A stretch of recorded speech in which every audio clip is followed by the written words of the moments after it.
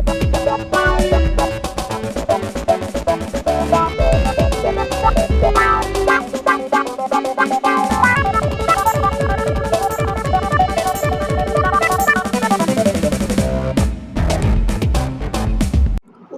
ବେଶ ପକାଇ ଆସ।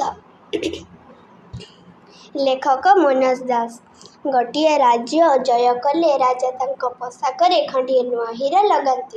ରାଜ୍ୟ ପରେ ରାଜ୍ୟ 4-6 ରାଜ୍ୟ ଜୟ କରି ପଗଡ଼ି ଓ ପରିଧେୟରେ 4 ଚେକା ହୀରା ଝଲସାଇ ରାଜା ନିଜ ନଅରକୁ ପ୍ରତ୍ୟାବର୍ତ୍ତନ କରୁଥିଲେ। ଡେରା ପଡ଼ିଥିଲା ଗୋଟିଏ ପର୍ବତର ପାଦଦେଶରେ। 2 ରାଜ୍ୟ ମଝିରେ ଏଇଟା ଗୋଟିଏ ଜନହୀନ ପ୍ରାୟ ବଣମୂଲକ। ସୈନ୍ୟବାହିନୀ ଶୋଇ ପଡ଼ିଥିଲେ। ରାଜା ତାଙ୍କ ଶିବିର ବାହାରେ ନିଶାର୍ଦ୍ଧରେ ପଦଚାରଣା କରୁଥିଲେ। ହଠାତ୍ ସମ୍ମୁଖବର୍ତ୍ତୀ ପର୍ବତ ଉପରେ ଏକ ଅଦ୍ଭୁତ ନୀଳାଭ ଆଲୋକ ତାଙ୍କର ଦୃଷ୍ଟିଗୋଚର ହେଲା। ତାଙ୍କ ହୃଦୟ ବିସ୍ମିତ ଚମକ ଏବଂ ଆନନ୍ଦରେ ଭରିଗଲା।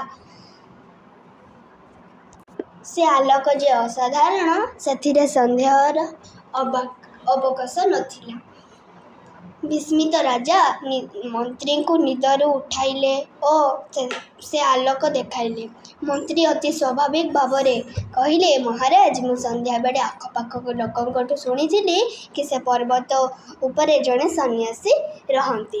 ଶୀତ ରାତି ସେ ନିଆଁ ଜାଳିଛନ୍ତି।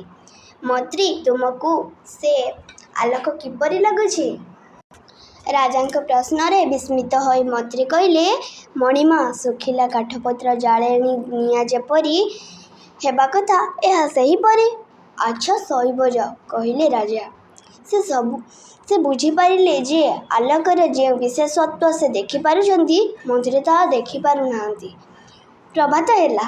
ରାଜା ସନ୍ନ୍ୟାସୀଙ୍କୁ ଭେଟିବାର ଅନୁମତି ପ୍ରାର୍ଥନା କରି ଦୂତ ପଠାଇଲେ।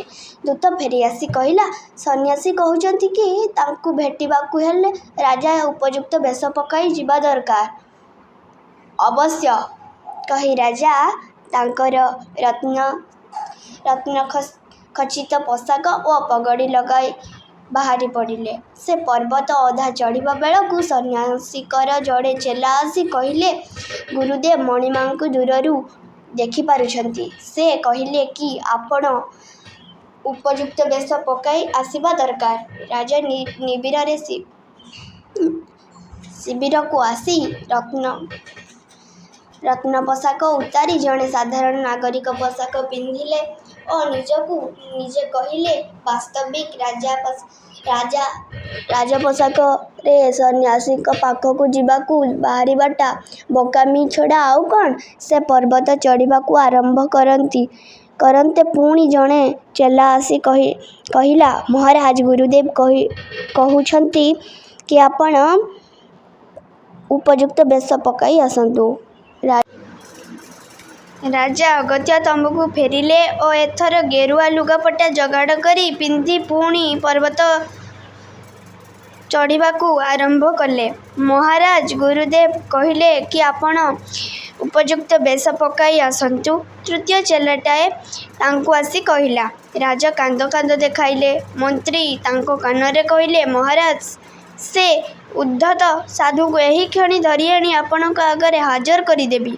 ରାଜା ଧୀର କଣ୍ଠରେ କହିଲେ, ମନ୍ତ୍ରୀ, କେତେ ରାଜା ମହାରାଜାଙ୍କୁ ବନ୍ଦୀ କରି ତ ମୋ ଆଗରେ ତମେ ଓ ସେନାପତି ହାଜର କରିଛ।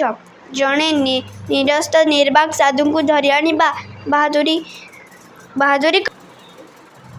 ଶିବିର ଭିତରେ ଏକାକୀ ରାଜା ଅଶ୍ରୁରୋଧ କରିପାରିଲେ ନାହିଁ। ବାସ୍ତବିକ୍ ଆଜିଯାଏ ସେ ନିଜକୁ କେଡ଼େ ପ୍ରଭାବଶାଳୀ, କ୍ଷମତାଶାଳୀ ମନେ କରି ଆସିଥିଲେ। ଇଏ କ'ଣ ହେଲା? ଇଏ ହେଲା କ'ଣ? ବେଶ ବୋଇଲେ ସାଧୁ କ'ଣ ବୁଝାଉଛନ୍ତି? ଯୋଗ୍ୟତା? ବାସ୍ତବିକ୍ ସେ କ'ଣ ଜଣେ ସାଧୁଙ୍କୁ ଭେଟିବାକୁ ଯୋଗ୍ୟ? ସେ ପ୍ରଶ୍ନ ଉପରେ ଯେତିକି ଚିନ୍ତା କଲେ ସେତିକି ବିମର୍ଷ ବୋଧ କଲେ।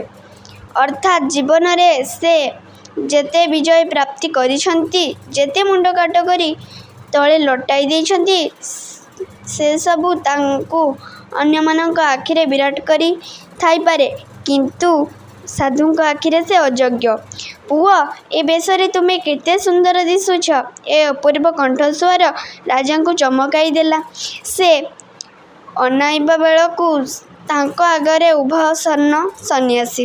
ରାଜା ତାଙ୍କ ପାଦରେ ଲୋଟିଗଲେ। ସନ୍ନ୍ୟାସୀ ତାଙ୍କୁ ଉଠାଇ କୁଣ୍ଢାଇ ପକାଇ କହିଲେ, ହୃଦୟରେ ଏଭଳି ନମ୍ରତା ବଧୂଠୁ ବଳି ସୁନ୍ଦର ସାଜ ଆଉ କିଛି ନାହିଁ। ମହାଭାଗ, ମୁଁ କେଡ଼େ ମୂର୍ଖ ଥିଲି। ରାଜ୍ୟ ପରେ ରାଜ୍ୟ ଜୟ କରି ନିଜକୁ ଗୌରବାନ୍ୱିତ ବୋଧ କରୁଥିଲି। ରାଜା ମୃଦୁ କଣ୍ଠରେ କହିଲେ, ହଁ ବତ୍ସ, ସେ ଗୌରବ ଅଜ୍ଞାନପ୍ରସୂତ। ଆଜି ତମେ ଜ୍ଞାନର ଉଷାଲୋକରେ ଉପନୀତ। ସନ୍ନ୍ୟାସୀ ରାଜାଙ୍କୁ ଆଶୀର୍ବାଦ କରି ବୁଲିପଡ଼ି ଚାଲିଗଲେ।